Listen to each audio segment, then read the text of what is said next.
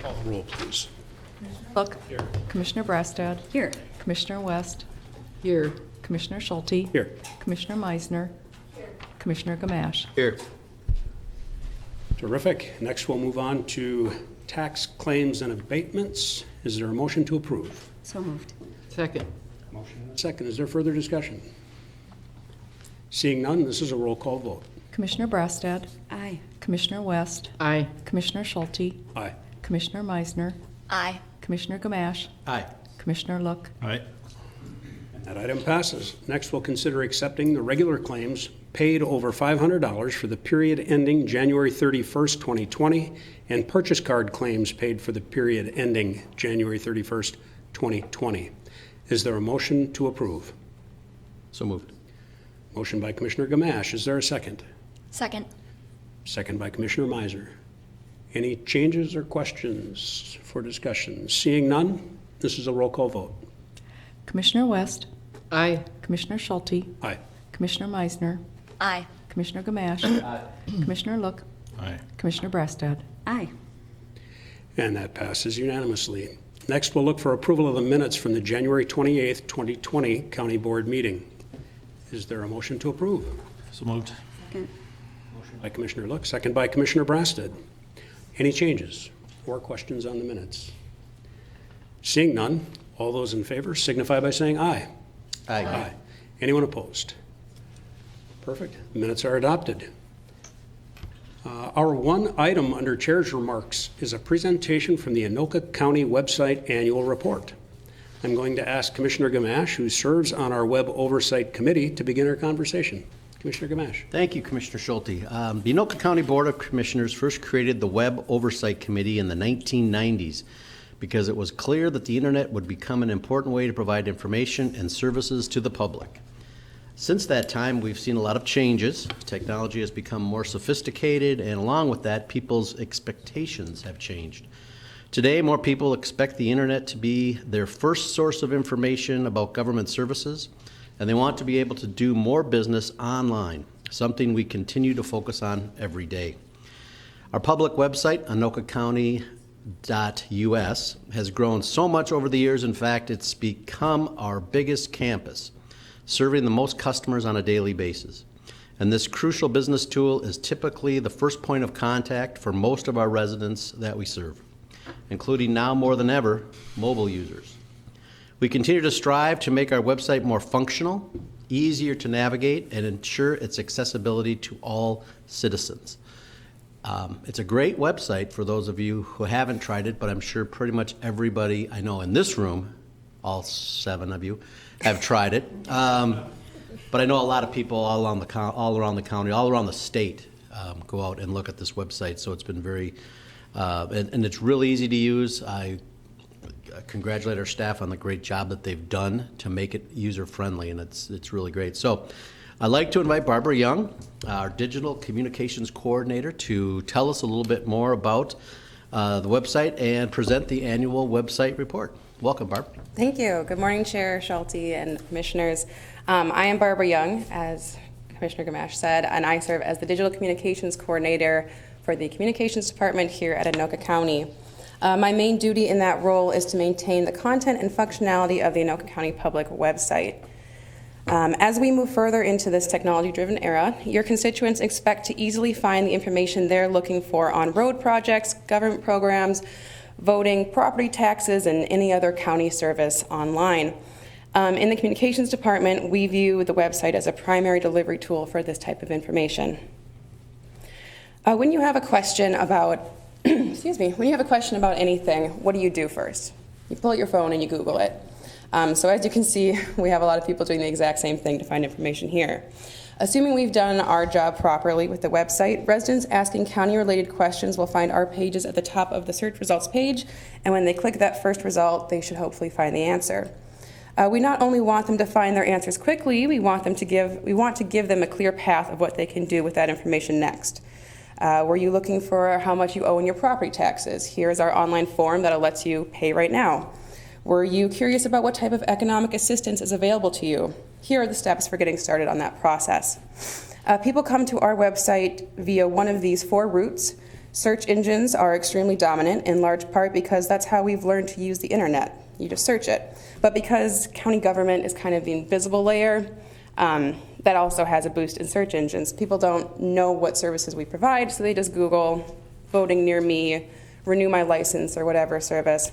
And most of the time we still pop up, which is great. People are finding us and figuring out what they can do best. We also have direct traffic, which is people just coming directly to our page. External refers is other counties or other resources linking to our page. And social media, I'm sure you all know what that is. So in 2019, we continue to see an upward trend in views of our site and visitors. Quick vocabulary lesson, I guess. Visits to the site is the person coming to our site, and everything they do on that site is counted as one visit. If they close that window or close that tab and come back, that's counted as another visit. Views are a little bit different, so that entire visit, you're clicking on different pages and you're moving around, and each of those clicks is counted as a view. So every single thing you're viewing is counted as that. That's why this number is so much higher. Unique visitors is fun because you can see how many individuals come. Each computer or phone has a specific IP address, so our tracking can tell if they are the first time visiting the site, and is counted as one. So we continue to get more visits each year, and about 100,000 of these visits are from return users. Government sites are interesting to look at analytics for because we really have a captive audience. If people want information about their county, they have to come to us. So I believe we'll see these numbers plateauing in the next 5 years, but that's not a bad thing. It just means that we need to maintain a level of quality, continue to listen to the user's needs, and create refined and helpful experiences for them across the site. So our most popular pages, the inmate locator and warrant search, are well beloved. I don't think that needs an explanation. Property records and taxation is a great gateway to the property search tool, which is a great example of how the site can be user-friendly and make a task easier. Our county homepage is obviously the first page a lot of people come to, and it's great that that's happening because we use that page as a launching point to community members with buttons highlighting popular tasks and an organization system that allows users to find the information they're searching for. But we also use it to advertise county programs. So having that number of people viewing it means that those programs get some great free advertising. And libraries, of course, is up there because you got to check out books through the library page. Mobile devices. So, as Commissioner Gamache said, mobile is ever increasing in popularity. The number of residents accessing our site from their mobile device continues to increase each year, and in fact, that's where the majority of our visits came from this year. So we want to make sure their experience is as good as those who are sitting down at a computer. People need information on the go more and more each year, so we want to make sure our site can meet that need. When we design pages, we are taking into account how it's going to look when it goes down to mobile size. So these are two examples of our homepage and the elections and voter registration page of what they look like on a mobile device. So, in 2019, we developed several new designs for helping users navigate the sometimes confusing world of county government. In all of our redesigns, we're putting the user, the county resident, first. As you can maybe see if you squint really hard at the elections and voter registration page, we redesigned that this year, and we've separated the users, first of all, into 3 categories: the voter, candidate and campaigns, and election management. That office deals with a lot of different variety of people coming to it, so we want to make sure that we get them on the right avenue right away when they get to the site so that they're finding the information they want easily. A redesign for me is so much more than just creating some pretty buttons or putting some pretty pictures on the page. Those things help a lot with creating an inviting page, but if we don't focus on the structure of the page by relying on analytics and the user's needs, the site will just be something pretty and not something useful. We rely on all areas of the county to update and manage their own content because they're the subject matter experts. All of these initiatives you see on the screen were led by the department coming to us and asking how their site could be better. Page redesigns are a great indicator of how much the employees at Anoka County care about the people they serve. This is hours of extra work, and the fact that departments and offices are putting it in really shows that they understand that the website makes a big impact on how users are interacting with the county. So accessibility has been a hot topic for a while now, and it continues to be a major focus for our department. Not only is there a legal requirement as an incentive, it is also extremely useful to all users. Luckily, our website vendor does a lot to make it easy for the site to be read by a screen reader or other assistive technology, so we don't have to worry about that too much. But we also have an accessibility statement at the bottom of our county pages under helpful links right there. So when people click on that, they get brought to this page that explains our accessibility guidelines and how we are willing to help them. Our site isn't perfect yet, but it's going to take a little while to get there. But in the meantime, residents know that we are going to help them get the information and resources that they need.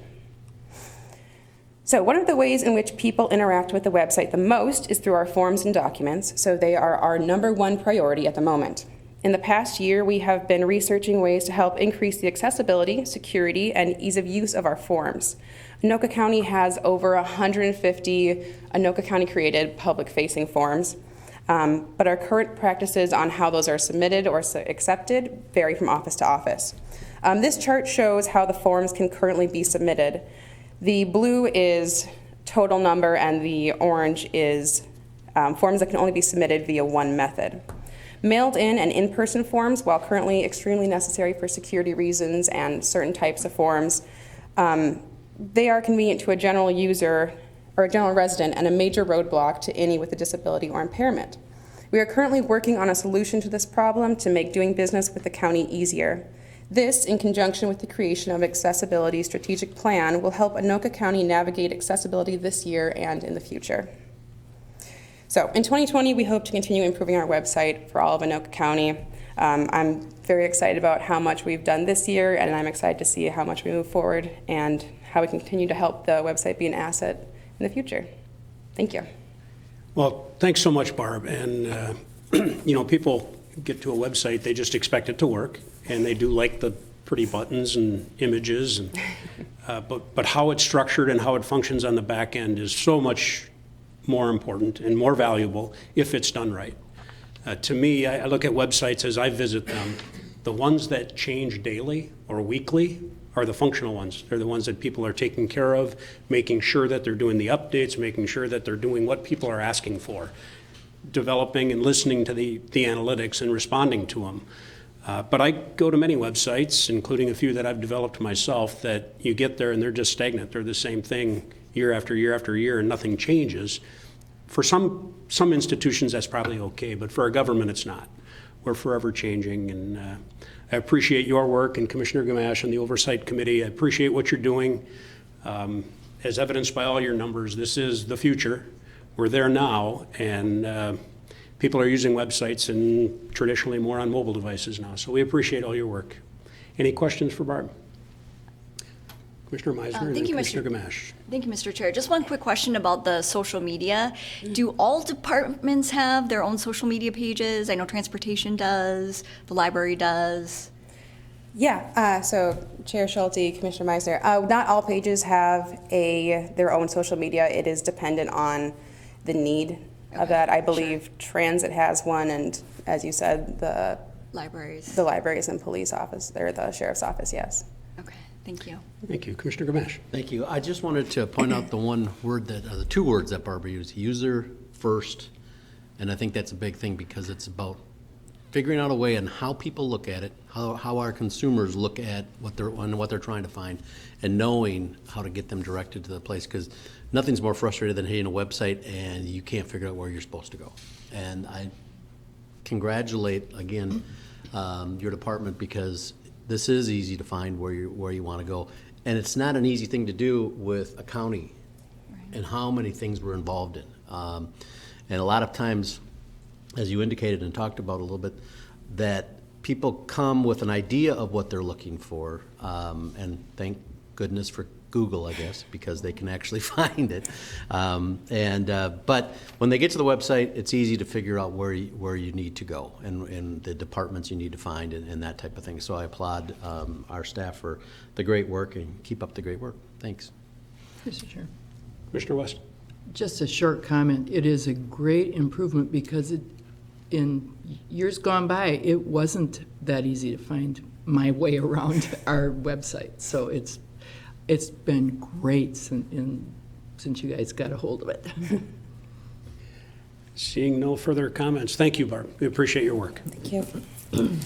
That does conclude Chair's remarks for today, so we'll move into committee reports, and we'll start with the Management Committee report. Commissioner West. Thank you, Mr. Chairman. My report is informational only, and that concludes my report. Well, thank you very much. Next, we'll move on to the Transportation Committee report. They held a meeting on February 3rd in the La Caparo Room at the Highway Division. I was unable to attend, but I will extend the report, and if there's any corrections, Commissioner Look as Vice Chair will let me know, or Joe as McPherson as our engineer will also correct me. We'll start out with action item number 1. The committee recommends approval of a resolution authorizing the preparation of a highway right-of-way plat for the reconstruction of County Road 66, or Cleary Road, between Viking Boulevard and St. Francis Boulevard. That's County Road 22 and 47 in the city of Nowthen. Is there a motion to approve? I'll move it. Motion by Commissioner Look, Second. second by Commissioner Brasted. Any further discussion? Seeing none, all those in favor, please signify by saying aye. Aye. Anyone opposed?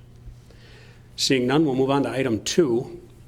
The committee recommends approval of a resolution authorizing the acquisition of right-of-way for that same project, Cleary Road between Viking Boulevard and St. Francis Boulevard in the city of Nowthen. Is there a motion to approve? I'll author that resolution. The resolution's been offered. Again, this is the authorization for acquisition of the right-of-way that will be approved in action item 1. So we have a resolution before us. Any further discussion? Seeing none, this is a roll call vote. Commissioner Schulte, Aye. Commissioner Meisner, Aye. Commissioner Gamache, Aye. Commissioner Look, Aye. Commissioner Brasted. Aye. Commissioner West. Aye. And that passes unanimously. Next, we'll move on to item 3. The committee recommends approval of a resolution establishing the 2020 spring weight restrictions on the Anoka County highway system. Is there a motion to approve? So moved. Moved by Commissioner Look. Is there a second? Second. Actually, I'll take that back. This is a resolution, so Oh. we'll take that offer of a resolution from Commissioner Look. Any further discussion on our weight restrictions for the spring? Seeing none, all those in favor, please signify by saying aye. Aye. Anyone opposed? That's a unanimous vote. Next, item 4, the committee recommends approval to enter into a joint powers agreement with the City of Anoka to facilitate the use of LRIP funds, that's Local Road Improvement Program funds, on the proposed interchange improvement project on US 10 and 169 at the intersections of West Main Street, Fair Oak Avenue, and Thurston Avenue in the City of Anoka. For clarification, LRIP, or Local Road Improvement Program funds, are issued by the state of Minnesota, Department of Transportation, and this is our joint powers agreement with Anoka to facilitate the use of those funds. Is there a motion to approve? I'll move it. Motion by Commissioner Look. I will second it. Is there any further discussion? Seeing none, this is a roll call vote. Commissioner Meisner, Aye. Commissioner Gamache, Aye. Commissioner Look, Aye. Commissioner Brasted. Aye. Commissioner West, Aye. Commissioner Schulte. Aye. And that item passes unanimously. Commissioner Meisner. I'm so sorry. Thank you, Mr. Chair. Actually, I did have a quick question going back to the third item about the spring weight restrictions. Do those, I feel like those don't change very much from year to year? Correct. Mr. Chair, I'm Joe McPherson, the Transportation Division Manager and County Engineer for Anoka County. Correct, they don't change very often. When we do a roadway reconstruction project, if the capacity of that roadway goes up, we have to be strategic about how we implement those weight restrictions in the spring. Sometimes the project is on the middle of a corridor that might be a 7-ton roadway, and we increase it to a 10-ton. However, because your entry and exit from that corridor are still 7-ton, we still maintain that as a 7-ton road. So that's the progression as the projects move along. The intent is eventually someday that corridor will increase to a 10-ton in its entirety. And I think to follow up on that, the spring weight restrictions, the date changes almost every Yes. year, a little bit Right. depending on when the frost comes out of the road. Okay. So that the actual date of implementation and the date they come off is different every year but within a window. It's pretty close. Yeah. Thank you. All right. And that concludes my transportation report. You'll see some informational items there to study. And we will move on to the Intergovernmental and Community Relations Committee report. Commissioner Brasted. Thank you, Mr. Chair. The committee met on February 6th, and our first item is the committee recommends the county board adopt Resolution 2020 IG-01, adopting Anoka County's comprehensive plan. This now includes the addition of the Mississippi River Corridor critical area. We've been working on our comp plan for quite a while now, and after much review and implementation of staff recommendations and comments from the Met Council, we are ready to approve our comprehensive plan. And I'll offer that resolution. The resolution's been offered. Is there any discussion? Seeing none, all those in favor, please signify by saying aye. Aye. Anyone opposed? And that's a unanimous passage. We'll move to item 2. The committee recommends the county board approve a contract with North Memorial Healthcare for hospital autopsy services for a term from January 1st through December 31st, 2020, with automatic renewals up to 7 years. It's anticipated that the annual revenue will be approximately $20,000. And I'll move that. There is a motion to approve on the floor. Is there a second? Second. Second by Commissioner West. Further discussion? Seeing none, this is a roll call vote. Commissioner Gamache, Aye. Commissioner Look, Aye. Commissioner Brastad, Aye. Commissioner West, Aye. Commissioner Schulte, Aye. Commissioner Meisner. Aye.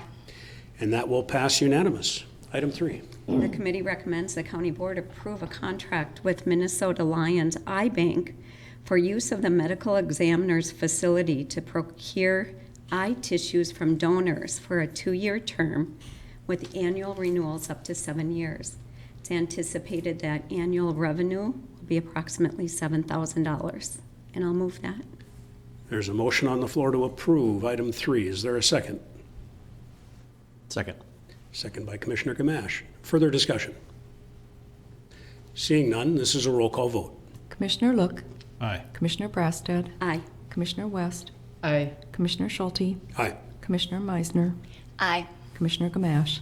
Aye. And again, that passes unanimous. Item 4.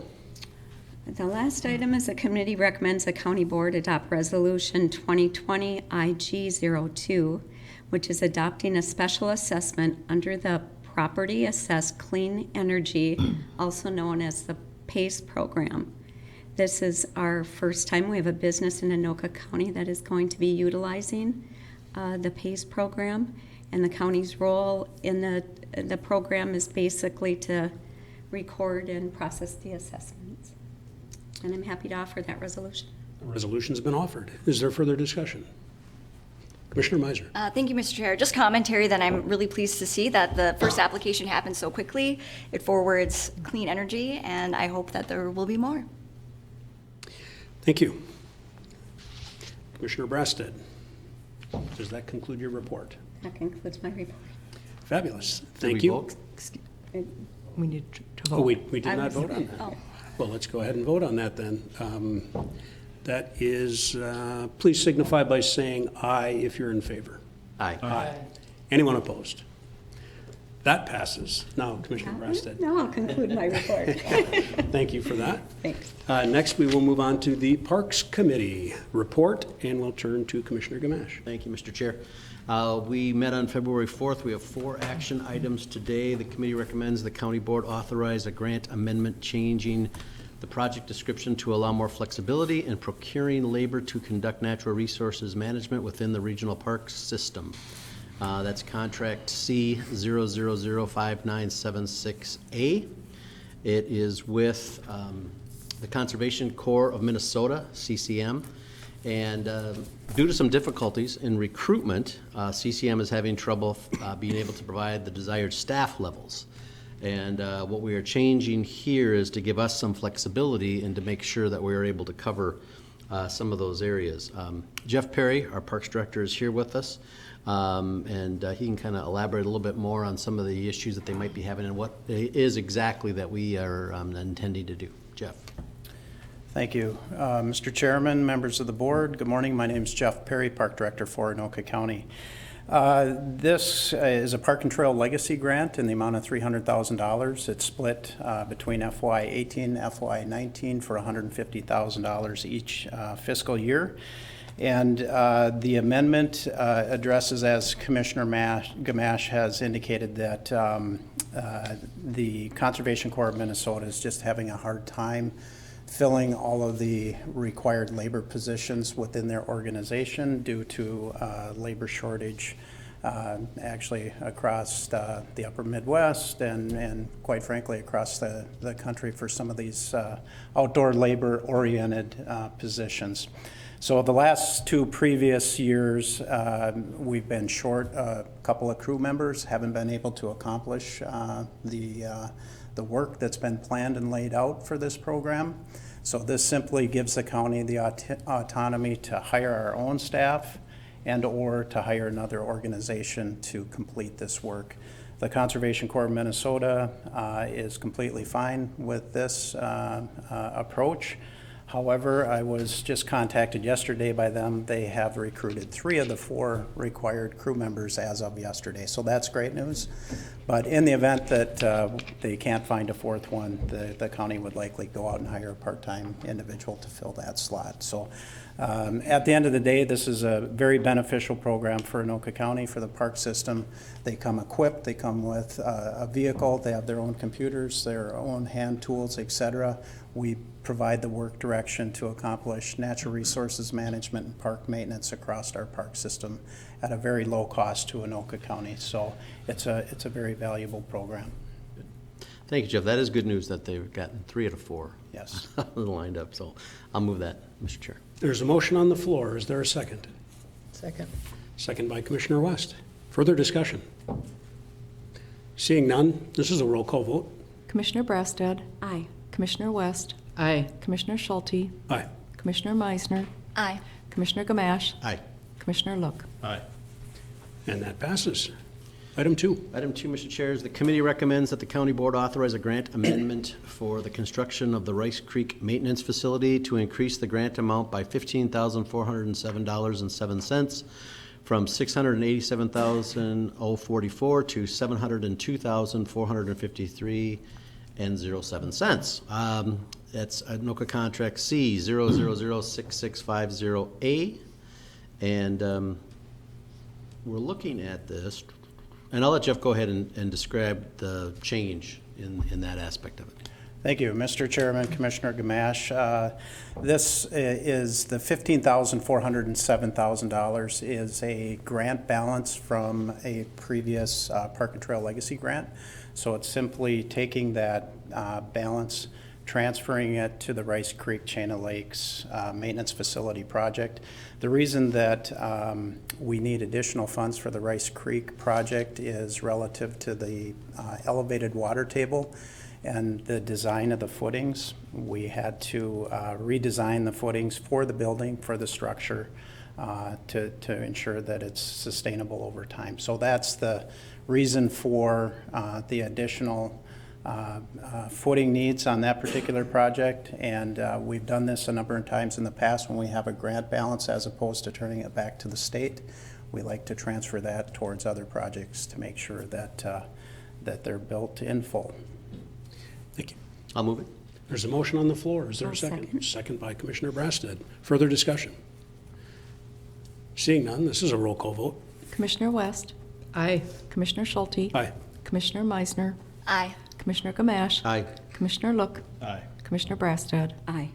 That will pass unanimously. Item 3. Item 3, Mr. Chair, the committee recommends the county board adopt resolution 2020 PRK 03 to enter into a cooperative professional and technical services contract with the Minnesota Department of Transportation and HDR Inc. for archaeological investigation for the development of the single track trails, contract C 0007753. These are the trails that we've been discussing that would be in the Rice Creek Chain of Lakes Park Preserve, or Reserve. And we're looking at having to do, obviously, some archaeological investigation for the project. That's something that the DNR requires.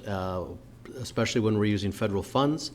And because we have federal funding, we need to make sure that we get this done. So they'll begin working on that this spring. I don't think they'll start until the snow is probably gone and the ground is thawed out. And it'll be the first step towards moving forward with the project. We're hoping that everything goes well, but you never know when you're doing archaeological things. So I will move this as well.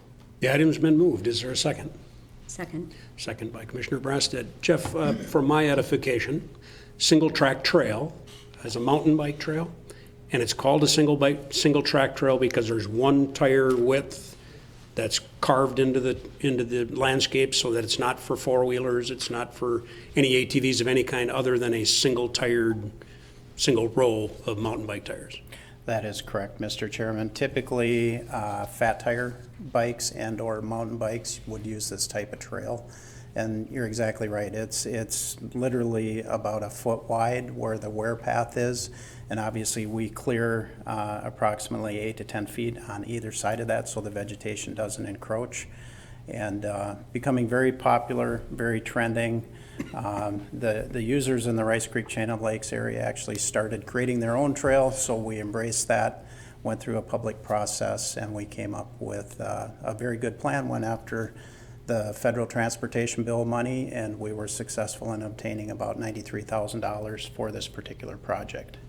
I think the important clarification here is it's not a 8-foot wide bituminous trail or 10-foot wide. It's not improved. It's designed to be a rough landscape trail. Yes. Where mountain bikers and fat tire bikes are, over hill and over dale and looking for the rough ride, not the smooth asphalt ride. Commissioner Gamache. Yeah, and thank you, Mr. Chair. We are looking at making sure that we design this to fit in with the other trails that are in the area as well. Some of that will be, I know we've had some examples that they've used at Three Rivers Park where they've got some of these trails for these types of bikes and how they have been able to mix together with other forms of transportation that run through the park as in just regular walking trails and regular bike trails that are paved.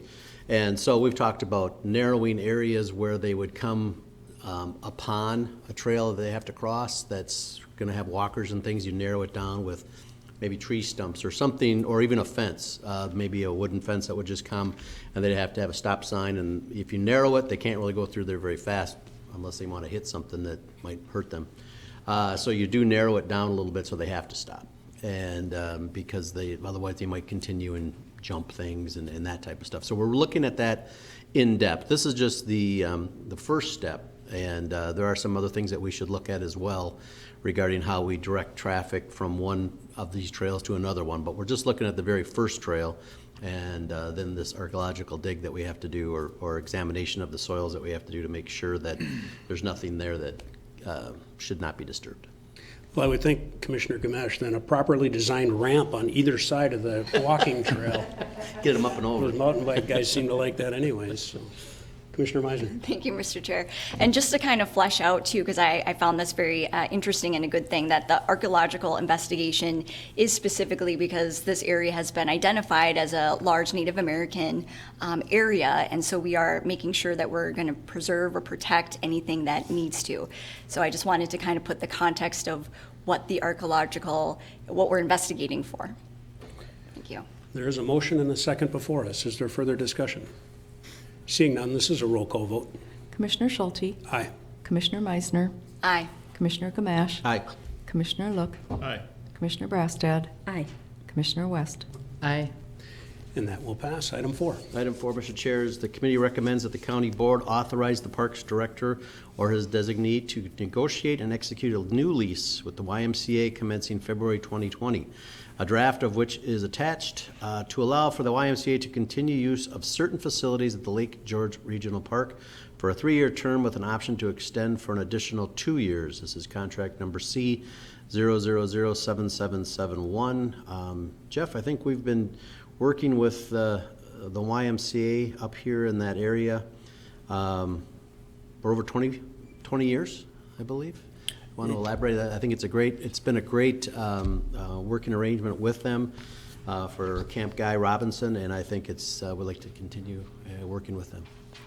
Absolutely. Mr. Chair, members of the board, since 2000, the county has partnered with the YMCA to deliver these day camp programs essentially in the summer months, June through August, up at beautiful Lake George Regional Park. It's a quality, water quality lake. It's a beautiful resource with trails, playgrounds, picnic areas, fishing opportunities, etc. The YMCA comes in and uses the park. They've actually built a couple buildings where they program out of. That was the reason for the 20-year agreement initially, because they invested some capital in the park. And they serve approximately 1,500 youth day campers per year, and not only across Anoka County, but across the greater Twin Cities area. So it's got great public value. In some cases, it's the first time a young person can come out and swim in a freshwater lake and maybe catch a fish, and so it's got tremendous public value. So I'm excited to continue our working relationship with the YMCA. We've decided to shorten the term of the agreement to 3 years based on the YMCA's request, with one renewal option of up to 2 years. So with that, Mr. Chair, I think this has great public value. Thank you. I'll move it. A motion by Commissioner Second. Look, second by Commissioner West. Is there further discussion? Commissioner Meisner. Just comment what I agree. My son actually has been one of the over 1,000 campers that have experienced that over the years. So I'm really pleased to see this partnership. Further discussion? Seeing none, this is a roll call vote. Commissioner Meisner, Aye. Commissioner Gamache, Aye. Commissioner Look, Aye. Commissioner Brassad, Aye. Commissioner West, Aye. Commissioner Schulte. Aye. And that will pass. And Mr. Chair, we also discussed a little bit about our CIP plan for the next 10 years, and then we did have some discussion about the 2019 year-end report on Chamonix Golf Course for our first year under new leadership over there. And while things, we run a little bit of a deficit, but we're turning the tables, and things are starting to come around the way we want them to be. We're seeing a reduction in expenses. And I think that was the positive that we looked at. Now, of course, if we can have some better weather early in the spring and not as much rain as we had through May and even into June, and actually all summer long, we'll start seeing things come around. But we've got a lot of new programs going on out there, some new ideas from our manager, and I think he's doing a fantastic job. We are ahead of the game from what we were at the beginning of 2019, because now we have someone in place and we have set up tournaments. Tournaments are very important to golf courses, and we've got them. And in case anybody wants to golf in the Moniker Open, which is the Common Man's from K-Fan tournament, it's the end of July. So look it up on the Chamonix website, and you'll see the exact dates and how you can get involved in playing in that golf tournament. So I'm thinking things are on the right track. After 1 year, we're moving in the right direction. Thank you, Mr. Chair. That ends my report. Thank you, Commissioner Gamache. We'll now move on to the Property Records and Taxation Committee report, and we will turn to Commissioner Meisner for her first chair's report. Thank you, Mr. Chair. So this committee met on January 28th at 11 a.m. here at the Anoka County Government Center. We have 2 action items. Action item number 1, the committee recommends the county board approve the amendment to contract C0005508 between Pictometry International Corporation and Anoka County for license agreement renewal and 2020 flight of Pictometry for an amount not to exceed $177,783.90. And just to flesh out a little bit about what Pictometry is, it is similar to a Google Earth tool, and that is used very heavily throughout our departments, our GIS system, as well as several of our cities, as well as watershed district. My understanding is the technology really helps to be efficient for these assessors, and they can literally take measurements with this tool without having to go there, and so they do a lot of preliminary work that way. And so that is action item number 1. Is there a motion to approve? I'll move it. Motion by Commissioner West. Is there a second? Second. Second by Commissioner Gamache. I would just comment that this was one of those tools years ago that I thought was a nice to have. It was always nice for the citizens or anybody to be able to get a fairly recent view of what their neighborhood looks like from the top. But over time, it's become a have-to-have tool, and it's an important tool to utilize to be successful in our assessing division and others. Highway uses it regularly. So it is something that's, I think, evolved, like most of our IT has evolved from this is going to be fun and it would be fun to have, to now it's like you have no choice. Any further discussion? Commissioner Meyer? Thank you, Mr. Chair. And then also just to explain that this amendment is actually for a second flight. So the second flight was contingent, and so we are going to move forward with that, and this is fully funded by the,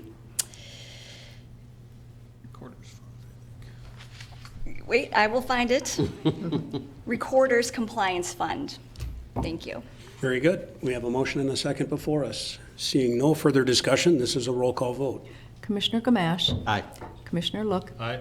Commissioner Brassad. Aye. Commissioner West. Aye. Commissioner Schulte. Aye. Commissioner Meisner. Aye. And that passes. We'll move on to item 2. Item number 2, the committee recommends the county board approve the land transaction for application for repurchase of forfeited lands by Michelle Keller, heir of Orville Keller. And that is PIN number 32-32-23-31-0016 in the city of Ham Lake. Is there a motion to approve? So moved. There's a motion on the floor. Is there a second? Second. A second by Commissioner Meisner. And is there any further discussion? Seeing none, all those in favor, please signify by saying aye. Aye. Anyone opposed? And that motion passes. The committee had several informational updates, one of them being figuring out the schedule for the 2020 Property Records and Taxation Committee meeting that you can look at. There was an elections department update as well, and so I will actually just take this opportunity now, since elections is under this category, to let again people know that for District 6, there is the special election date is going on today, February 11th, and so District 6 in Anoka County are parts of Blaine, Centerville, Circle Pines, Columbus, Lexington, Lino Lakes, and Linwood Township. Polls are open until 8 p.m. tonight. Please, if you or someone you know lives in District 6, get informed, go out and vote. We did have one public commentary by a Wes Volkanat. He thanked Paul Linnell for his community presentation on the presidential nomination primary. He asked if the public could sit in on any of the special election equipment accuracy testing, which you can. And then he was also interested in notifications about the actual Pictionary flights. And that concludes my report. Thank you. Commissioner Meisner, is there anything else to come before the county board? Commissioner Look. Mr. Chair, thank you. I just wanted to update the board and talk a little bit about some pretty interesting things that have gone down here in Anoka County in the last few evenings. Today, by the way, is when session officially kicks off, I believe, and as commissioners, we have a lot of work to do to go before our legislators. But there was a couple of evening gatherings that occurred where Senator Abler invited Senator Senjum, which is the chair of the bonding committee, and Senator Newman, which is the chair of transportation, to come and to talk specifically about Highway 10. And at the end of those, what were really interesting meetings, they had asked for some talking points and more specifics on this, and we went then the next day into the transportation committee. And following the transportation committee, we sat down. I will thank the transportation committee for putting up with my whiteboard exercise that I do. But essentially, when we have the third and final phase of Highway 10, which is 138 million, everyone looks at 138 million and says, "Great, but it's too much." And but what the whiteboard exercise does is it helps to break down. These are likely funding sources. And everybody that might contribute has a bite-sized piece, and it becomes more reasonable for people at that point. And Then kind of came into the weekend, and Eric Thorson was leaving, and I really want to give a shout out to him because over the weekend, he actually put together the graphic that we ended up using, and hopefully he gets some comp time for that, or we can work out how to compensate him for this time. But then we went with this, we went with the information into the Highway 10 breakfast meeting that we have, where we invite everybody and we sit down and talk. And I just want to say that the energy in that meeting was widespread, from legislators to commissioners to council members to everybody that was there, as we kind of walked through, again, getting away from the big, scary 138 million to, oh, really, that's just my part? I think we can probably make that happen type of move. And then we took that talking piece and went into the legislators yesterday, specifically the same senators, and sat down and walked them through how the funding scenario worked. And I'll tell you, personally speaking, these people were energized to be part of this solution and to try and participate in this. And at the end of it, I think it kind of encapsulated it, at least with Senator Newman, where he said, Commissioner, there's a lot of requests out there. There's a lot of, quote, Highway 10s. And I just kind of said, Senator, we'd like to get out of the way of those other projects by completing this one. And I think that we're getting there, and I think it's it's exciting for me because we are in third and final phase. We do see that finish line, and I think that the legislators see the finish line as well. We've been down there for countless years, 15 years asking for dollars and continuing to spread this message. And I think that this is an opportunity for us at this legislative session to get this done. So just wanted to bring folks up to speed on that, and as we're down there, continue pounding the drums, if you will, because I think this is our opportunity to finalize funding and get this project underway. So. Well, thank you, Commissioner Look, for spearheading that. And I think for clarity's sake, we always refer to Highway 10 projects. These are Highway 10 projects. Fair Oak and Thurston is funded and will be constructed in the coming years. What you're referring to now and working on is truly the intersections at Sunfish Lake Boulevard and Ramsey Boulevard, including hopefully grade separating both rail crossings on those same roadways. So these are both county roads, County Road 56, County Road 57. So your work and our work as a board on that is critical. And yes, you've laid some great groundwork for work this coming session. We just all have to keep our shoulder to the wheel, get this thing done so we can call Highway 10 done. It's time. It's been decades in the making, and if we let up now, it's going to be a lot longer, so we got to get it now. Anything else come before the county board? I declare us adjourned.